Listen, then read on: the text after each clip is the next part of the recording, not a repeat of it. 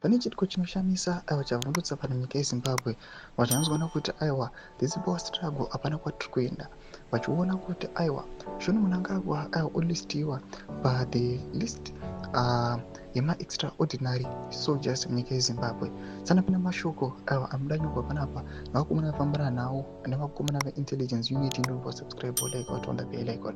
Timinda pahende kuzwa intel unity vabuda chiposta this picture ramuri kuona vachinzi Major John Mnangagwa scored the third place in the League of Extraordinary Soldiers. Vanoposta this picture ramuri kuona rakanzi the League of Extraordinary Soldiers. Muchiona aiwa John Mnangagwa ari panumber 3 amongst vamwe avo vamuri kuona vecentral vanga vari 4. And then tichipinda panapa pazita rake munoona panobva pachinzi Major John Mnangagwa Zimbabwe.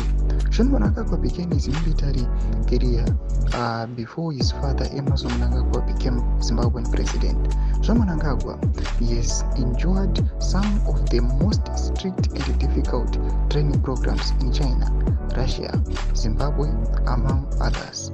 Now holding the rank of Major, John serves diligently, symbolizing a commitment to national defense that transcends political privilege. Ndo zvatiri kuona kuti aiwa muZimbabwe John Mnangagwa oonekwa kuti aiwa he is the most trained and one ari kuwanikwa ari among the League of Extraordinary Soldiers. Muchiona vamwe ndeve kuUganda, vamwe ndeve kuChad, vamwe ndeve kuRwanda.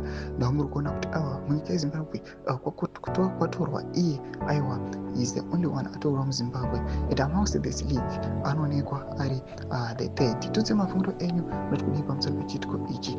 Pena comment section medu mafungiro enyu, subscribe like, chinotonga bell icon.